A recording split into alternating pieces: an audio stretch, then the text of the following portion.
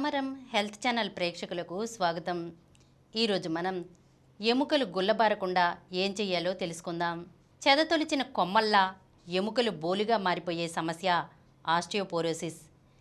చిన్నపాటి తాకిడికే పుటుక్కున విరిగిపోయే ఈ సమస్యకు చెక్ పెట్టాలంటే తినే ఆహారం, గడిపే జీవనశైలిల మీద దృష్టి పెట్టాలి. మరీ ముఖ్యంగా మహిళలు ఎముకల పటుత్వాన్ని రెట్టింపు జాగ్రత్తగా కాపాడుకోవాలి. అందుకోసం తీసుకోవలసిన ముందస్తు జాగ్రత్తల గురించి వైద్యులు ఏమంటున్నారో ఇప్పుడు మనం తెలుసుకుందాం. ఎముకల నొప్పులను సాధారణంగా నిర్లక్ష్యం చేస్తూ ఉంటాం. కానీ ఎముకలు బోలుగా మారుతున్నాయని మన శరీరం ముందుగానే ఎముకలు, కండరాల నొప్పులతో హెచ్చరిస్తూ ఉంటుంది.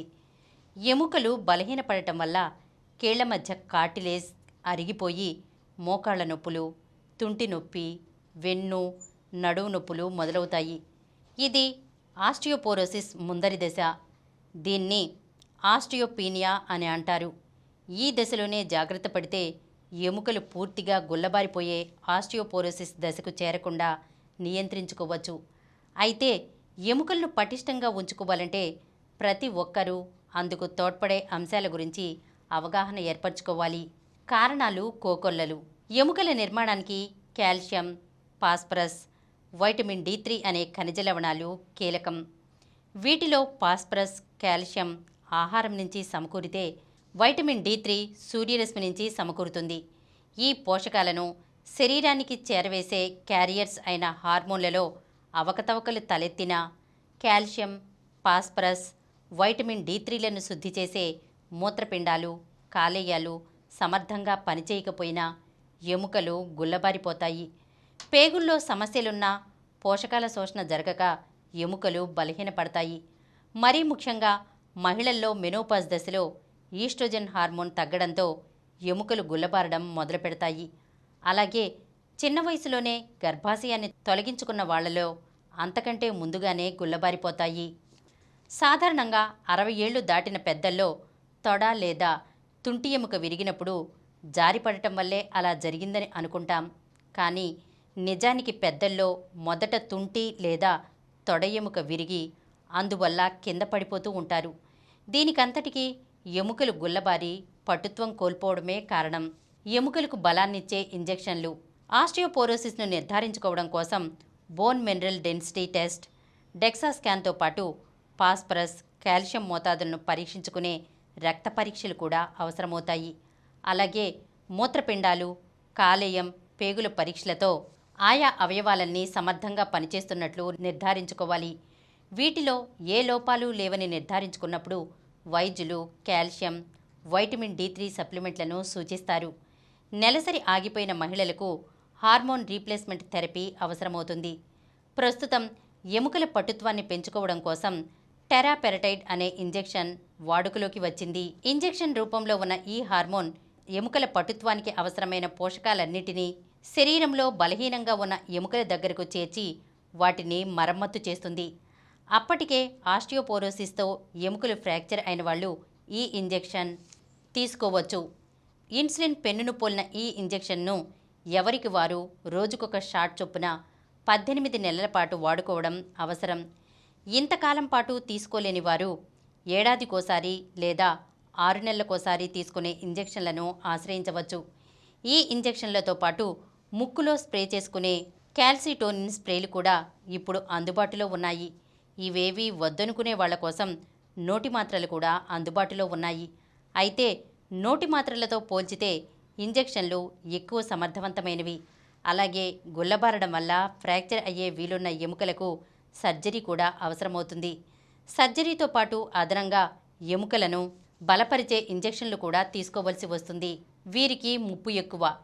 మెనోపాజ్ మహిళలు, 50 ఏళ్లు దాటినవారు, మూత్రపిండాలు, కాలేయం, పేగుల సమస్యలున్నవారు, మద్యపానం, ధూమపానం అలవాటు ఉన్నవాళ్ళు, పోషకలోపాలు కలిగిన వాళ్ళు, పోషకాల శోషణ సమస్యలను పుట్టుకతో వెంట తెచ్చుకునేవాళ్ళు, 20 ఏళ్ల నుంచి ఏడాదికోసారి డెక్సా స్కాన్ చేయించుకోవాలి. నియంత్రణ. ఎముకలు గుల్లబారకుండా నియంత్రించే మార్గాలు ఉన్నాయి. అందుకోసం పోషకాల శోషణకు ఆటంకం ఏర్పడకుండా ఉండడం కోసం ఆహారం తిన్న వెంటనే టీ, కాఫీలు తాగకూడదు. శీతల పానీయాలు జీర్ణరసాలను నిర్వీర్యం చేస్తాయి. తద్వారా పోషకాల శోషణ క్షీణిస్తుంది. కాబట్టి వీటికి దూరంగా ఉండాలి. మద్యపానం, ధూమపానం ఎముకలను బలహీనపరుస్తాయి. కాబట్టి ఈ అలవాట్లకు దూరంగా ఉండాలి. సూర్యరశ్మికి బహిర్గతమవుతూ ఉండాలి. మెనోపాజ్ ప్రారంభంలోనే హెచ్ఆర్టీ చికిత్స తీసుకోవాలి. కాల్షియం సమృద్ధిగా దొరికే పాల ఉత్పత్తులు తీసుకోవాలి. క్రమం తప్పక వ్యాయామం చేయాలి. మహిళల ఎముకలు గుల్లబారకుండా ఉండాలంటే ప్రెగ్నెన్సీ నుంచే జాగ్రత్త పడాలి.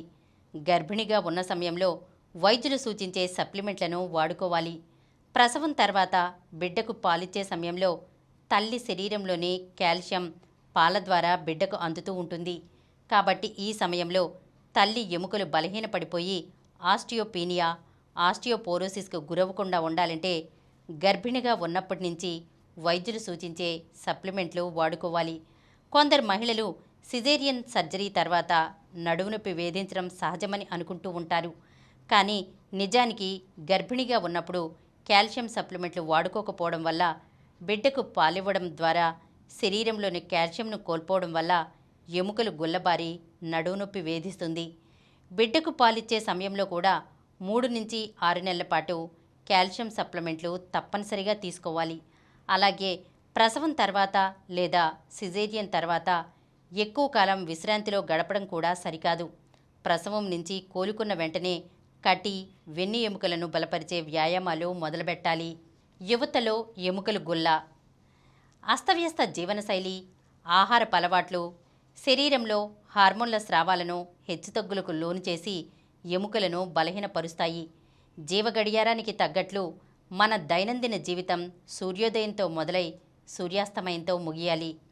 కానీ నేడు మరీ ముఖ్యంగా రాత్రి ఉద్యోగాలు చేసే వాళ్ల భోజన వేళలు గతి తప్పుతున్నాయి.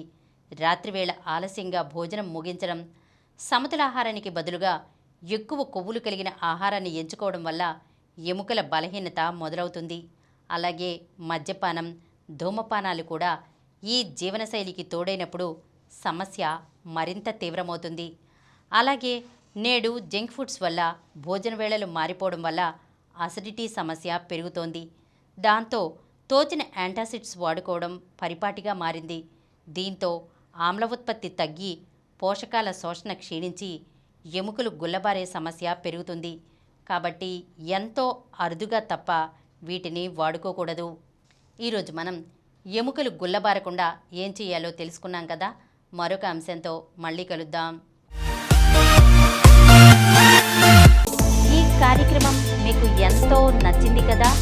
ఇటువంటి మరిన్ని వీడియోల కోసం అనతి కాలంలోనే 21 కోట్ల వ్యూస్ సాధించిన సమరం ఛానల్ సమర్పించు సమరం హెల్త్ ఛానల్కు సబ్స్క్రైబ్ చేయండి, లైక్ చేయండి, మీ ఫ్రెండ్స్కి షేర్ చేయండి. అలాగే ప్రక్కనున్న గంట సింబల్ని ప్రెస్ చేయడం మర్చిపోకండి.